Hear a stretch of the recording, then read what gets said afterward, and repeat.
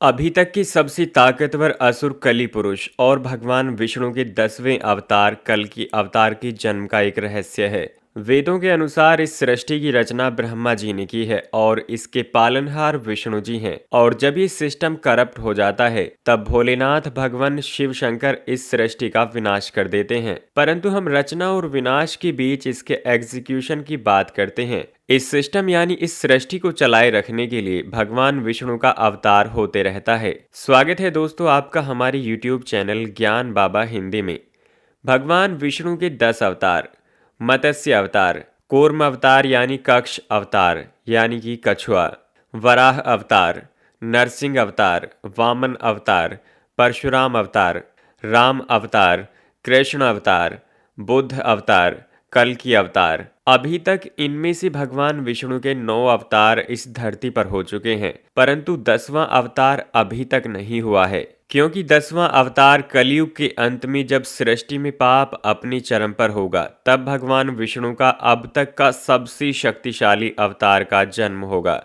लेकिन आपके मन में आता होगा कि कौन है कली पुरुष जो कलयुग का सबसे बड़ा राक्षस होगा, जिसका वध करने के लिए भगवान विष्णु को स्वयं अवतरित होना होगा। आइए आज की वीडियो में हम जानते हैं कली पुरुष यानी कि असुर कली के बारे में।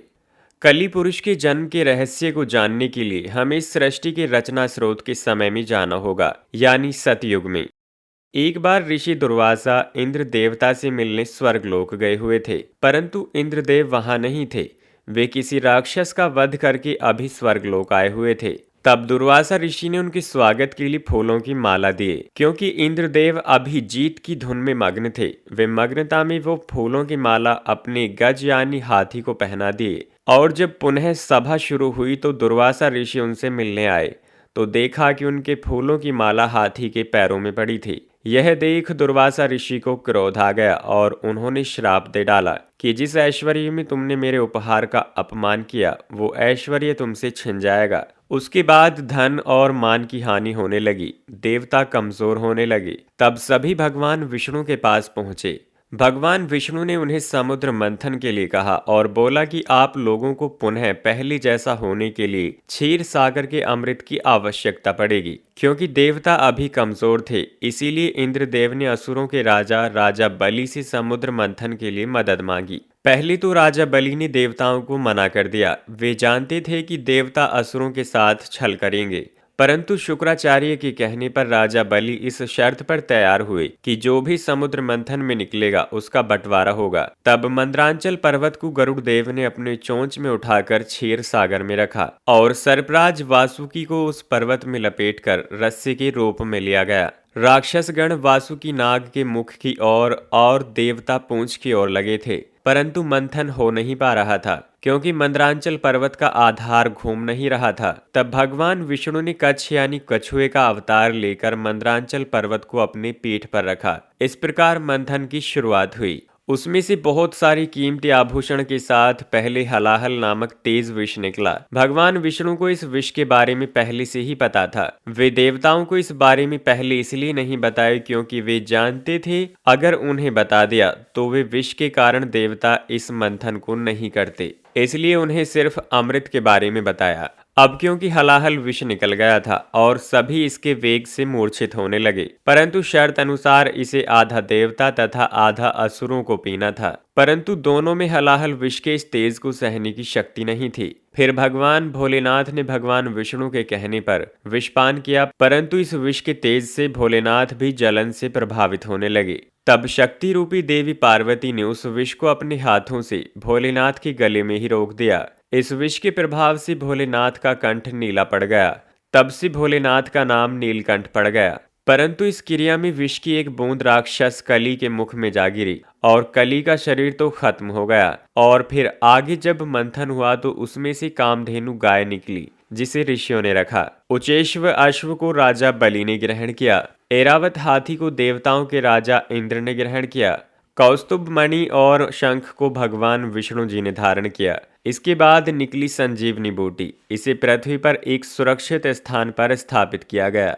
ये वही संजीवनी बूटी है जिसे रामायण काल में लक्ष्मण को दिया गया था जब उनको मेघनाद की बरछी लगी थी। और इसके बाद धन संपदा लेकर लक्ष्मी जी निकली। सभी देवता, ऋषि मुनि एवं राक्षस लक्ष्मी देवी को रखना चाहते थे, परंतु लक्ष्मी जी ने खुद विष्णु जी को ग्रहण कर लिया। चंद्रमा निकले तो भोलेनाथ ने ग्रहण किया। इसके बाद परिजात वृक्ष और कल्प वृक्ष निकला जिसे स्वर्ग में स्थापित किया गया। फिर निकली रंभा जिसे स्वर्ग अप्सरा बनाकर स्वर्ग में रखा गया। इसके बाद निकली वारुणी देवी यानी सूरा देवी जिन्हें असुरों ने ले लिया। और अंत में भगवान धन्वंतरी अपने हाथों में अमृत कलश लेकर निकले। इसी अमृत की छीना झपटी में कुछ बूंदें समुद्र में जा गिरी जो उज्जैन, नासिक और इलाहाबाद, वर्तमान में प्रयागराज में गिरी थी। और कहा जाता है कि हर 12 वर्ष पर फिर से वो अमृत प्रकट होता है। उस वक्त स्नान करने से रोग दोष दूर हो जाते हैं। और इसी अमृत की कुछ बूंदें कली पुरुष को भी मिल गईं,